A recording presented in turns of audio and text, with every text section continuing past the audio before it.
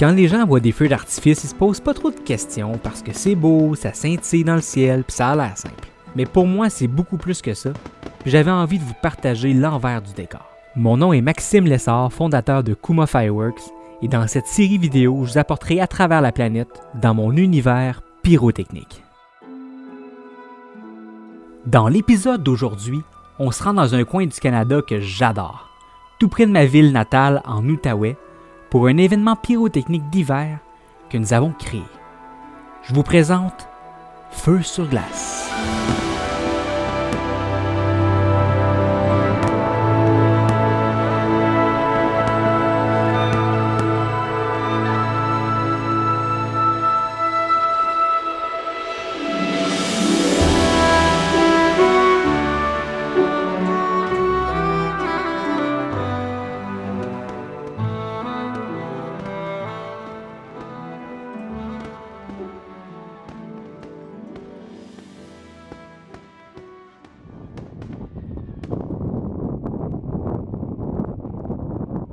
Présentement, on est à la marina d'Elmer.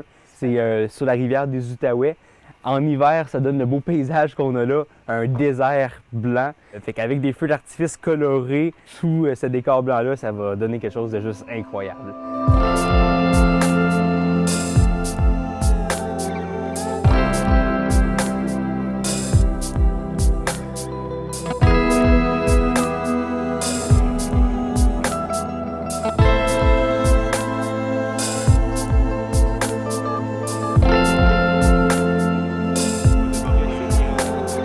L'idée de Feu sur glace, en fait, c'était de créer un événement dans notre ville, dans ma ville natale. Elmer étant une petite communauté dans la ville de Gatineau, je voulais créer un événement d'envergure comme on fait un petit peu partout. J'ai donné la chance aux gens de pouvoir voir ce que Kuma est capable de faire. C'est la première fois qu'on organisait un événement et qu'on produisait en même temps le spectacle pyrotechnique. En fait, ça nous a donné la piqûre et ça nous a donné tout un défi, le fait de porter 2 chapeaux. Fait que c'était vraiment l'équipe de Kuma partout. Fait qu'il y avait la gestion complète de la logistique, il y avait la gestion complète du chantier de feu d'artifice. L'aspect logistique pour une première édition est quand même tout un défi. Qu'est-ce que ça a amené comme contrainte? C'est qu'on n'a aucune idée de la quantité de personnes qu'il va avoir. C'est quelque chose qu'on ne sait pas. On ne connaît pas nécessairement le site non plus. Fait que l'étanchéité du site au niveau de la sécurité, l'accès au site, c'est toutes des choses que nous, généralement, on ne se soucie pas quand on est à 300-400 mètres dans le champ. Quand on fait un spectacle au Canada, c'est différent que quand on fait un spectacle n'importe où ailleurs au monde. Il faut s'adapter aux réglementations du pays. Si on est en Chine, on va avoir des effets qui sont 3-4 fois plus grosses qu'au Canada. Parce que la réglementation est différente. Le Canada étant un pays hyper réglementé au niveau de la pyrotechnie, ça ne nous permet pas d'avoir des pièces pyrotechniques de méga gros calibre. Fait que dans le fond, on avait vraiment une gestion des distances par rapport aux spectateurs à avoir qu'il n'y a pas nécessairement dans d'autres pays. Si je prends par exemple l'exemple de l'Espagne, en Espagne, bon, t'es devant les spectateurs, tu es à 20 mètres, les gens, plus qu'ils ont des bris dans le visage, plus qu'ils applaudissent, des choses comme ça au Canada, ça peut juste pas arriver.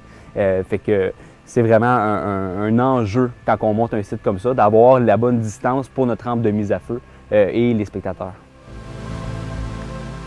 Bien, ici, dans le fond, sur le site, étant une marina, on avait un brise-vague qui était à une distance adéquate pour tirer un calibre de bombe de 5 pouces. On n'aurait pas pu aller avec des bombes de plus haut calibre que ça parce qu'autrement, on aurait été trop proche des spectateurs. Fait évidemment, le site nous a donné certaines restrictions au niveau de la pyrotechnie.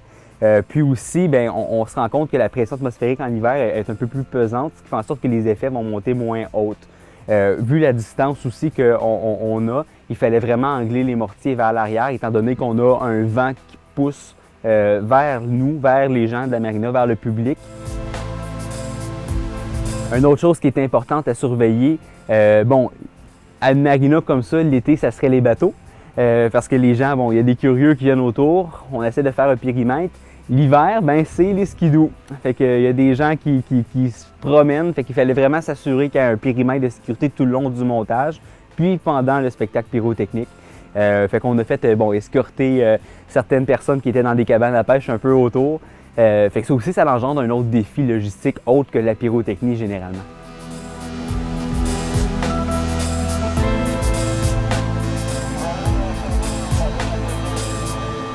avec les températures. On a eu des moins 50 degrés Celsius cette semaine au Québec.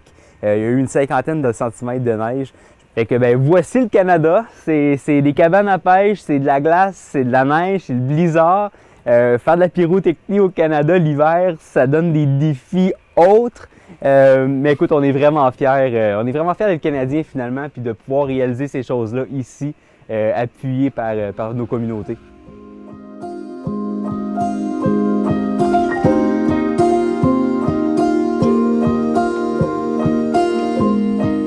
Ce qui est intéressant pour ce feu-là, moi étant plus dans la logistique, François il a pris les rênes dans le fond du montage. Habituellement, François s'occupe plus de l'aspect technique, design, s'assurer que tout est dans les bonnes angles, tout ça. Là, il a vraiment géré la rampe comme un pro. On avait aussi une maître artificière, Stéphanie Sanchez, qui est descendue tout droit de Montréal pour venir nous aider. Elle a vraiment aidé François, dans le fond, dans l'accomplissement du spectacle. On avait quand même un autre défi, une autre réalité. On a initié des nouveaux membres pour l'équipe Kuma Fireworks. Ils n'ont pas eu nécessairement une première facile avec la météo, mais écoute, Maxime Damour, Lucien, Simon, André ont fait vraiment du travail incroyable, puis on est vraiment fiers de les avoir parmi nous.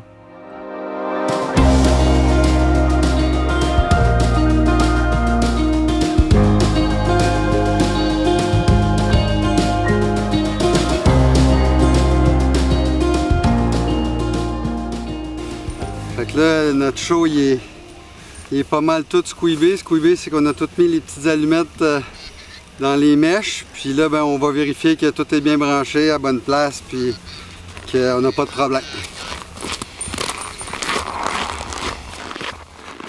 C'est sûr que ça n'a pas été un montage facile. Il a fait froid, il a venté, on a eu tous les temps, on a quasiment une tornade.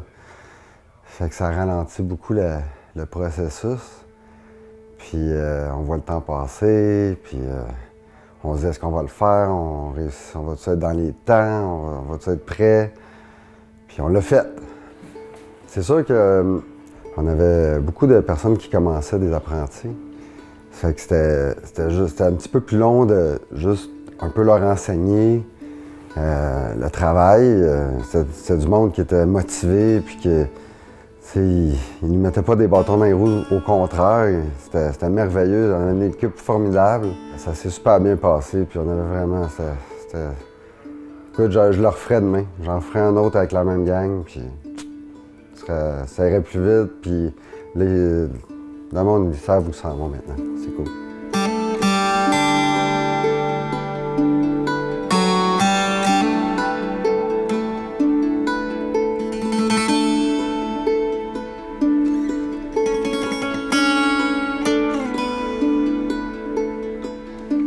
On s'entend que le métier d'artificier, pyrotechnicien, c'est pas un métier facile.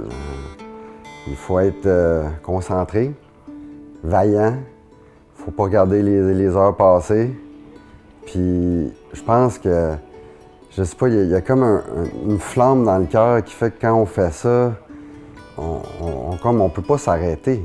On travaille des heures, puis après le spectacle qui dure 10 minutes, on n'en revient pas comment c'était long pour ces 10 minutes-là, mais on a des sourires dans la figure, puis tout le monde est content, puis on a juste envie de recommencer.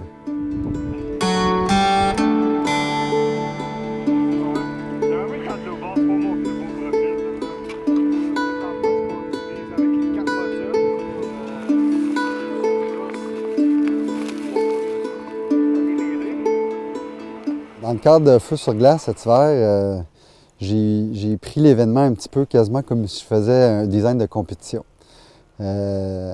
C'est pas juste remplir du temps avec de la musique, c'était vraiment de créer vraiment beaucoup d'émotions à l'intérieur de la trame sonore. Et puis c'est assez facile de combler des minutes en mettant, disons, des effets que c'est des cakes puis ça dure 30 secondes. Là, c'est rythmé beaucoup avec le temps, avec les secondes. Et puis, ça fait qu'on se retrouve avec beaucoup d'effets. On est en hiver, c'est long, il fait froid, ça demande beaucoup, beaucoup de travail parce que c'est beaucoup de manutention. Il y a beaucoup de branchements aussi. C'est un petit peu plus difficile que faire un spectacle normal, si je peux dire. Mais je pense que le coup va en valoir la chandelle. Puis j'ai vraiment hâte de voir qu'est-ce que ça va donner parce que j'ai passé beaucoup d'heures à travailler sur la conception de ce spectacle-là, sur le niveau visuel, les couleurs, et puis je pense que ça va vraiment être quelque chose de très bien.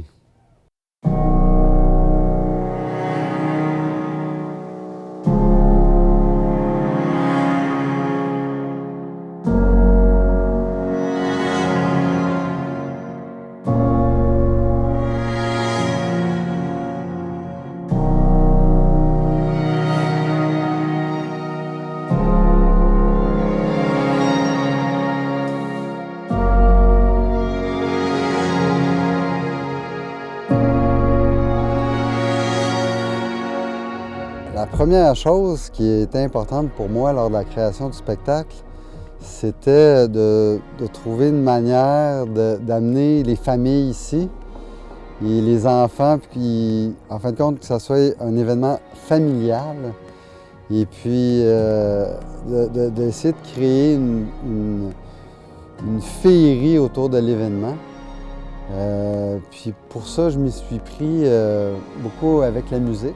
J'ai travaillé avec la musique de Noël, la musique de contes d'enfants, et puis pour créer une bande sonore qui fait en sorte que, juste à écouter la musique, on voit des étoiles. Alors ça a été un long travail de recherche au niveau musical. Pour moi, ce qui est important, c'est quand j'écoute ma bande sonore, il faut que j'ai des frissons. Puis je pense que j'y suis bien arrivé. Je pense que c'est un beau spectacle, puis c'est vraiment une musique hivernale. Et mon inspiration, c'est de trouver un nom pour mon spectacle qui allait avec les étoiles filantes, la lune, la neige, le vent froid. Et puis je pense que dans ce cadre-là, Nuit magique était le terme approprié pour la conception du spectacle. Et puis c'est un peu autour de ça que j'ai tout développé, le concept sonore, musical, et puis aussi la conception du spectacle. C'est un spectacle où il y a beaucoup d'éléments qui tombent, ça scintille. C'est un spectacle qui est rythmé autour des traînées d'étoiles filantes et puis de l'aura qu'on peut trouver autour de la Lune. Et puis c'est un petit peu ça ma vibe pour le design de ce show-là.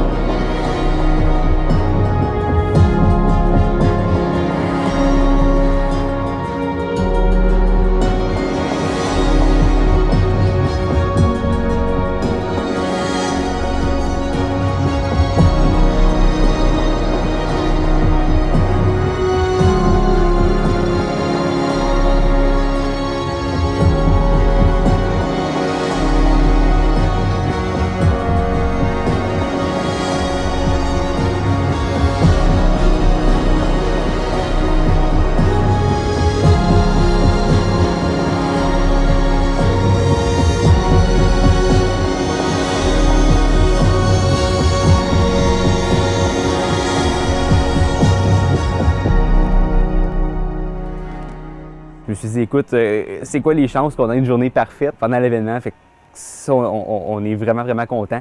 Écoute, on a eu 4000 personnes sur le site. Les gens locaux ont vraiment décidé de faire de cet événement-là quelque chose de grandiose. C'est vraiment grâce à eux qu'on a pu avoir un succès pour l'événement que les Feux sur glace.